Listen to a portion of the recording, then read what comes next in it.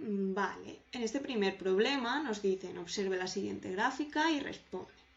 Nos da una gráfica espacio-tiempo y nos pide que en el apartado A describamos el movimiento que realiza el móvil en cada tramo. Como podemos ver, en la gráfica tenemos 4 tramos diferentes. Vamos a ver cómo hacemos ello. Podemos diferenciar 4 trozos claramente. El que va hasta los 2 segundos, el que va hasta los 3 segundos y el que va hasta los 5 segundos y ya el último hasta el final. De forma que de 0 a 2 segundos tendremos un tipo de movimiento, de 2 a 3 otro, de 3 a 5 otro y de 5 a 9 otro. Todos los movimientos nos relacionan el tiempo con el espacio según la gráfica. Entonces, podemos ver que de 0 a 2 segundos recorre 25 metros y tarda 2 segundos. Como no nos aparece nada de la velocidad se supondrá que es constante, con lo que tendremos un MRU. ¿Vale? Entonces, de 0 a 2 avanza 25 metros y sigue un MRU.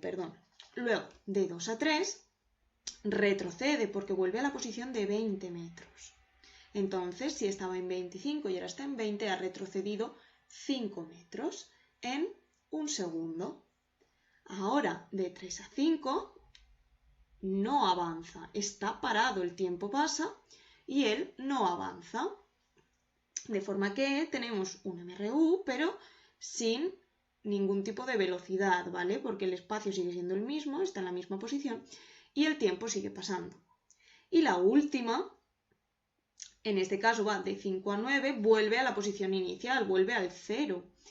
Sigue siendo un MRU y en este caso, como estaba en el 20 y llega al 0, ha recorrido un total de 20 metros en 4 segundos, que son los segundos que van de 5 a 9. Ahora, en el apartado B, nos dice, calcula la velocidad del móvil en cada tramo. Vale, yo voy a llamar a este tramo 1, a este 2, a este 3 y a este 4. Como hemos dicho que es un MRU, vamos a calcularlo como tal. La velocidad en 1 será igual al espacio que recorra partido del tiempo que recorra.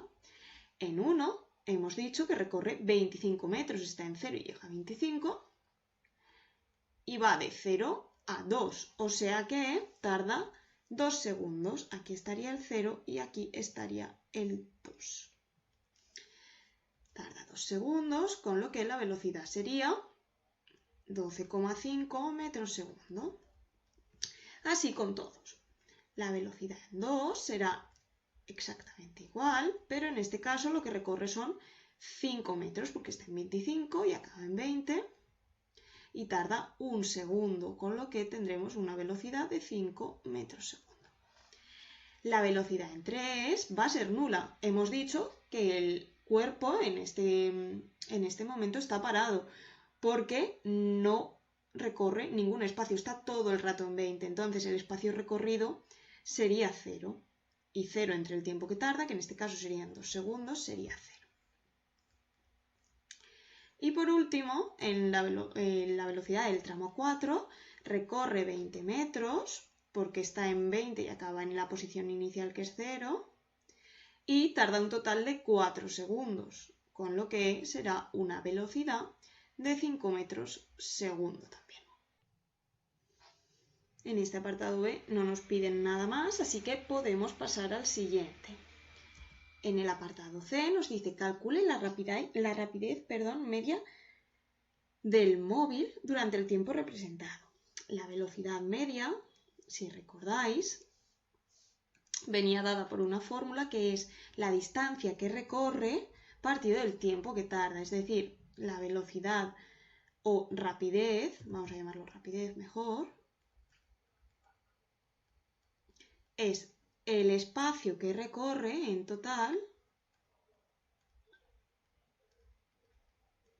entre el tiempo que tarda en recorrerlo. Entonces, si miramos los tramos anteriores, en el tramo 1 recorre 25 metros, en el 2 recorre 5 metros, en el 3 no recorre ninguno y en el 4 recorre 20.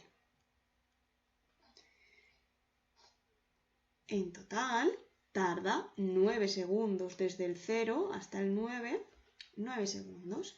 Esto es lo mismo que 50 partido de 9. Y si realizamos este cálculo, tenemos que la velocidad, bueno, la rapidez en este caso son 5,56 metros segundos. Es decir, la velocidad es lo que, la rapidez es lo que nosotros normalmente llamamos velocidad, ¿vale? Lo único que lo podríamos confundir con la velocidad media, que sería calcular la media de cada tramo. Este sería el problema 1 entero. El problema 3 nos dice, dos cargas de 2 microculombios y menos 1,2 microculombios se encuentran separadas 8 centímetros.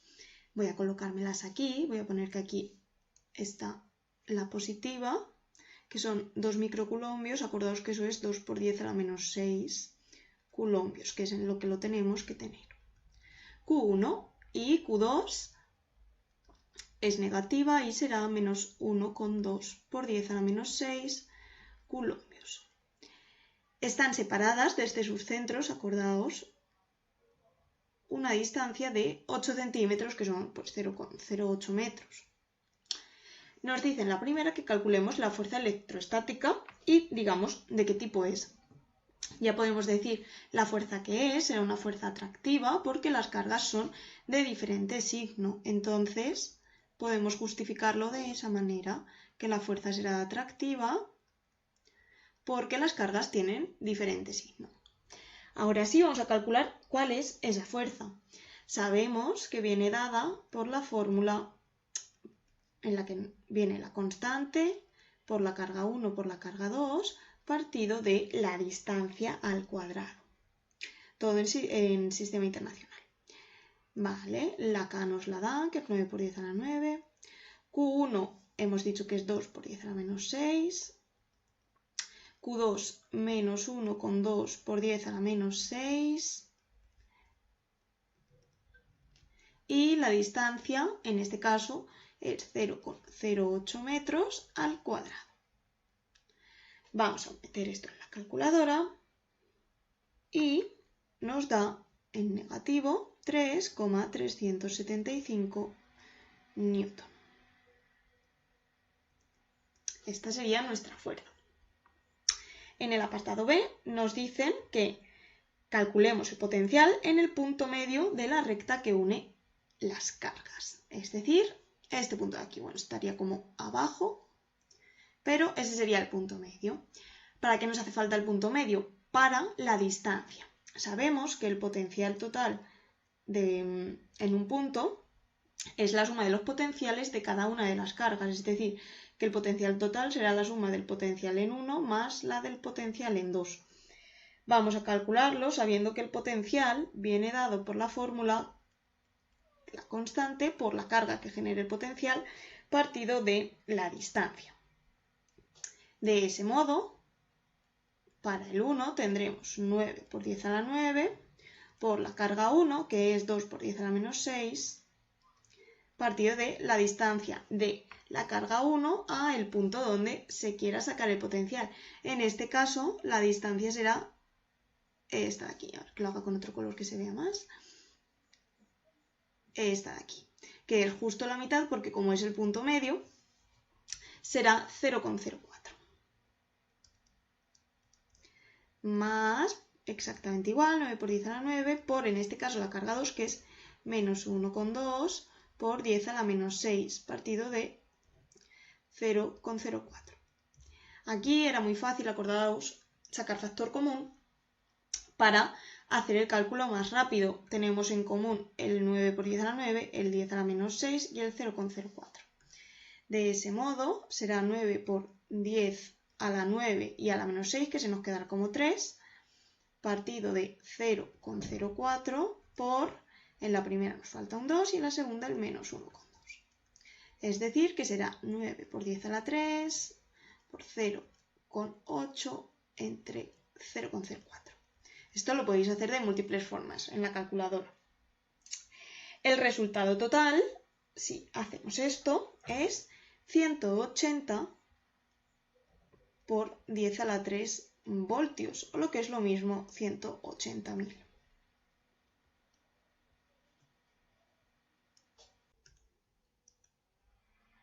La parte B era una tabla de formulación. La primera parte es formulación inorgánica y la segunda orgánica. Vamos a ello. En el primero, fijaos, tenemos un hidrógeno atrás. Eso quiere decir que vamos a tener un hidruro. No nos exigen ninguna nomenclatura en específico, así que vamos a poner la más sencilla. Podemos llamarlo hidruro de cobre 2, porque va con la valencia 2, que nos aparece aquí. La indicamos y listo. Vale, vamos al H2O, que es normalmente conocido como agua. En este caso tenemos dos hidrógenos y un oxígeno, eso quiere decir que es un hidróxido, pero esto no se puede formular así. Pero hemos de saber que si lleva dos hidrógenos es un hidróxido con un hidrógeno, con lo cual será hidróxido de hidrógeno. Vamos al hidróxido de calcio, ahora sí lo podemos formular como un hidróxido con el calcio delante. El calcio tan solo va con la valencia 2, lo ponemos ahí y listo.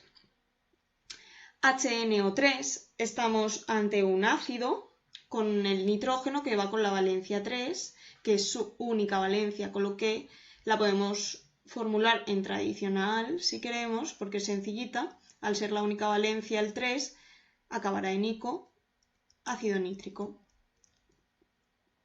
Y por último vamos al ácido clorhídrico. El cloro sí que lleva en este caso más valencias, pero al llevar el hídrico irá con la más pequeña, que es la 1. Entonces nos colocamos el hidrógeno y el cloro. Y lo dejaríamos así porque su valencia es la 1. Al ir el hidrógeno delante sería un ácido. Vale, vamos a la parte de orgánica. La primera era sencillita, era el metano, es la básica, que es CH4, acordaos. Vamos a la siguiente sí que es un poquito más complicada. Tenemos un COOH, acordaos que esos eran los que acaban en oico, y al tener solo un CH3 tendríamos un ácido etanoico. El et, acordaos que es porque tenemos un CH3 y otro. Vale, vamos al 1,2-dicloroetano. Tenemos dos cloros y tenemos un et, o sea que serán dos elementos. Y al ser un ano lo podemos formular como CHCl, CHCl. Y ya estaría, tenemos los dos cloros y los dos CH. Vale, vamos al 1-buteno. El eno, acordaos que quería decir doble enlace. Y lo tenemos en el 1.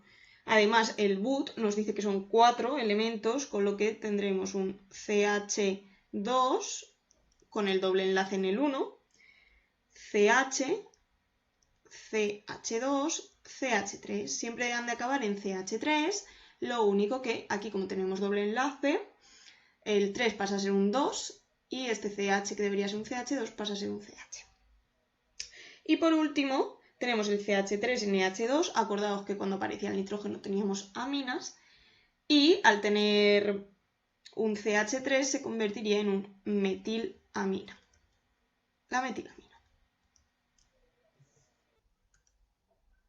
En la pregunta número 4 nos piden una tabla para calcular el número de protones, neutrones y electrones, así como el símbolo y la carga, que es un ejercicio que suelen poner muchas veces, junto al de formulación.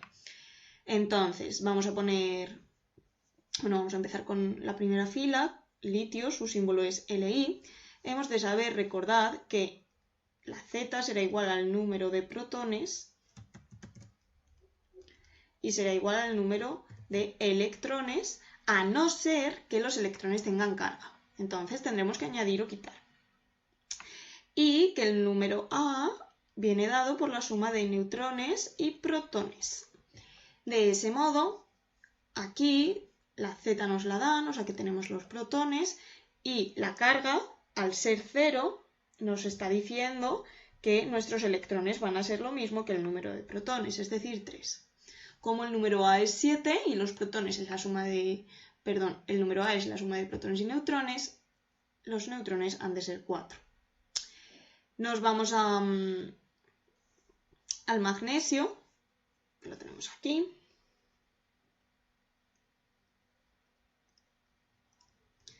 Sabemos que los protones y los neutrones son 12, con lo que el número A será 24. La Z será 12 también. Y cuidado en los electrones, porque en este caso sí que tiene carga. Como tiene 2 electrones positivos, eso quiere decir que los electrones serán 10. Acordaos que cuando tiene un menos es que gana electrones y cuando tiene un más es que los pierde. Vamos al símbolo As, que si recordamos es el arsénico.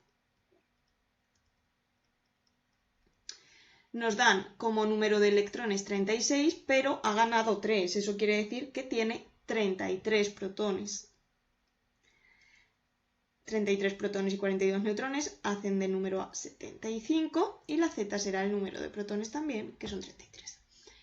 Vamos al oxígeno, esta es facilita, es la letra O. Protones tiene 8, o sea que el número Z será 8. Neutrones tendrá otros 8 porque el número A es 16, 8 más 8 nos da 16. Y si electrones tiene 2 más que los protones es porque ha ganado 2 electrones, con lo que será un menos 2. Y por último el nitrógeno, que es la N. Sabemos que tiene 7 neutrones y el número A es 14, o sea que nos faltan otros 7. Eso quiere decir que el número Z también será 7.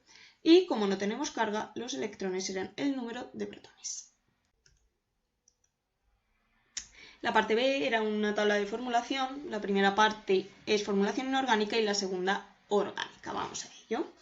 En el primero, fijaos, tenemos un hidrógeno atrás. Eso quiere decir que vamos a tener un hidruro.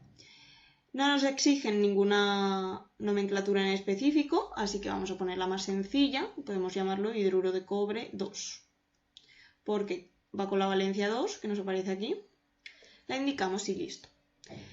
Vale, vamos al H2O, que es normalmente conocido como agua.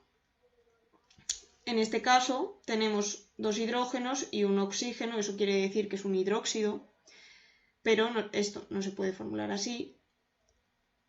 Pero hemos de saber que si lleva 2 hidrógenos es un hidróxido con un hidrógeno, con lo cual será hidróxido de hidrógeno. Vamos al hidróxido de calcio, ahora sí lo podemos formular como un hidróxido con el calcio delante. El calcio tan solo va con la valencia 2, lo ponemos ahí y listo.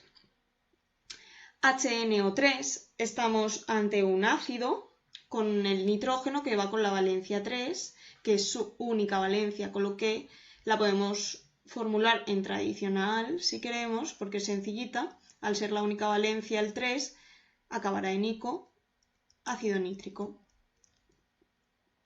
Y por último vamos al ácido clorhídrico. El cloro sí que lleva en este caso más valencias, pero al llevar el hídrico irá con la más pequeña, que es la 1. Entonces nos colocamos el hidrógeno y el cloro. Y lo dejaríamos así porque su valencia es la 1. Al ir el hidrógeno delante sería un ácido. Vale, vamos a la parte de orgánica. La primera era sencillita, era el metano, es la básica, que es CH4, acordaos. Vamos a la siguiente sí que es un poquito más complicada. Tenemos un COOH, acordaos que esos eran los que acaban en oico, y al tener solo un CH3 tendríamos un ácido etanoico. El et, acordaos que es porque tenemos un CH3 y otro. Vale, vamos al 1,2-dicloroetano. Tenemos 2 cloros y tenemos un et, o sea que serán 2 elementos. Y al ser un ano lo podemos formular como CHCl, CHCl. Y ya estaría, tenemos los 2 cloros y los 2 CH. Vale, vamos al 1-buteno. El eno, acordaos que quería decir doble enlace. Y lo tenemos en el 1. Además, el but nos dice que son 4 elementos, con lo que tendremos un CH2 con el doble enlace en el 1 CH, CH2, CH3. Siempre han de acabar en CH3, lo único que aquí como tenemos doble enlace, el 3 pasa a ser un 2 y este CH que debería ser un CH2 pasa a ser un CH. Y por último tenemos el CH3NH2, acordaos que cuando aparecía el nitrógeno teníamos aminas y al tener un CH3 se convertiría en un metilamina. La metilamina. Al siguiente, que es el 5, para calcular cuántos moles hay en diferentes casos. Vale, vamos al apartado A. En el apartado A nos dice que calculemos los moles que tenemos en 110 gramos de NaCl. Vale. Vamos a recordar que el número de moles, una fórmula de calcularlo era la masa en gramos partido de la masa molecular del elemento que queramos obtener. La masa molecular se calcula como la suma de las masas moleculares que lo conforman, es decir, el átomo de sodio, que tiene una masa molecular de 23, más el átomo de cloro, que tiene una masa de 35,5. Sabemos que en total tiene una masa de 110 gramos, con lo que tendremos 110 entre 23 más 35,5.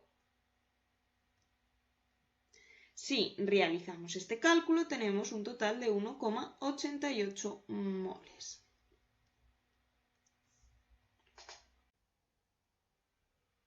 Vale, continuamos con el apartado B. El apartado B nos dice, lo pongo por aquí, un gas que ocupa un volumen de 8 litros medidos a una presión de 1520. Tenemos que calcular los moles en esa situación. Vale, es un gas. Siempre que nos aparece un gas tenemos que aplicar la ley de los gases ideales, que nos decía que el número de moles, la presión por el volumen era igual al número de moles por la constante R por la temperatura. La presión siempre había que medirla en atmósferas, el volumen en litros, número de moles, R es una constante y la temperatura en Kelvin, de forma que si alguno de ellos no lo tenemos en esa unidad habrá que cambiar. Vamos a despejar la N para calcularla. El número de moles será igual a la presión por el volumen partido de la constante R por la temperatura. La presión nos la dan y dicen que es 1520 miligramos de mercurio. No está en atmósferas, hay que convertirlo. Vale, sabemos que en una atmósfera tenemos 760 miligramos de mercurio. De ese modo vamos a realizar una conversión, que es que 760 miligramos de mercurio los queremos pasar a atmósferas, 760, no, queremos pasar los 1520, los 1520 y sabemos que los miligramos de mercurio los pondremos abajo y las atmósferas arriba y que una atmósfera son 760 miligramos de mercurio. Esto con esto se nos va y se nos queda que son 2 atmósferas, nuestra presión. Vale, pues con esto sustituimos presión atmósfera, que son 2, el volumen nos dice que son 8 litros, lo tenemos bien. La constante R, que nos la dan aquí, 0,082. Y la temperatura, que como podemos observar ya nos la dan en Kelvin, 298. Y si realizamos este cálculo, 2 por 8 entre todo eso nos dará 0,65 moles. Vale, vamos al apartado C. El apartado C nos dice que calculemos los moles que hay en 9,63 moléculas de CO2. Vale.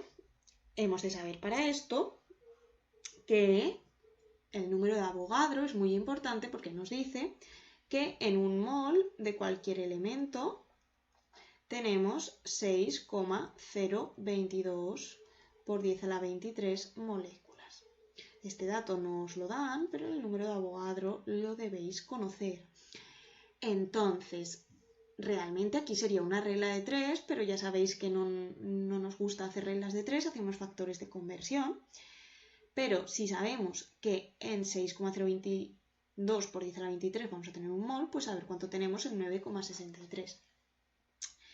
En 9,63 por 10 a la 23 moléculas de CO2, vamos a convertirlas a moles de CO2, teniendo moléculas de CO2.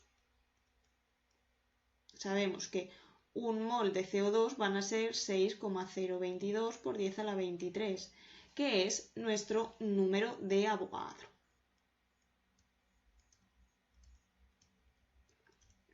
De este modo tachamos lo que se nos vaya, en este caso nos van las moléculas, y se nos queda, si dividimos 9,63 por 10 a la 23, de 10 a la 23 también se nos puede ir, un total de 1,6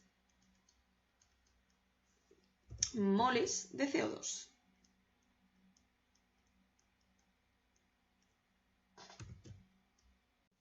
Y ya por último, en el apartado D, nos dice que calculemos los moles de 63 litros de SO2 medidos en condiciones normales. Vale, CN es condiciones normales y las condiciones normales, como ya hemos visto, era que la presión era una atmósfera y la temperatura eran 0 grados centígrados o lo que es lo mismo 273 grados Kelvin. De ese modo hay que aplicar otra vez la ley de los gases ideales,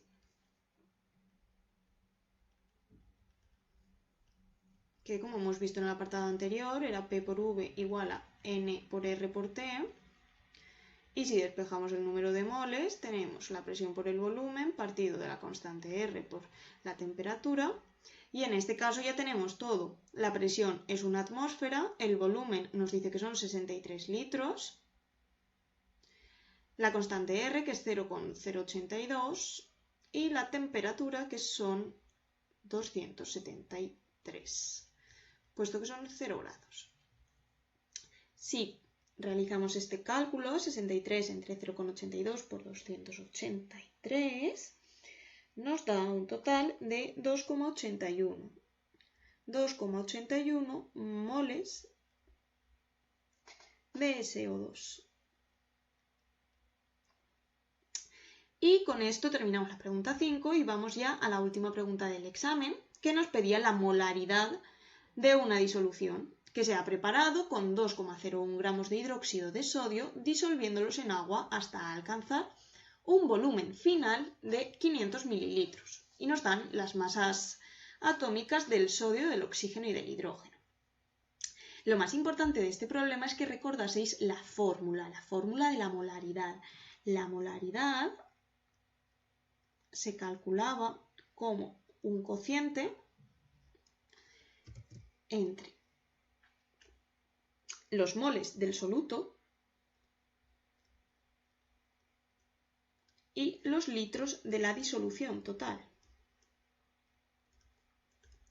Vale, ¿quién es el soluto en este caso? En este caso, el soluto es el hidróxido de sodio. Vamos a formularlo, ¿vale? Porque como vamos a tener que calcular su número de moles, necesitaremos formularlo. El hidróxido de sodio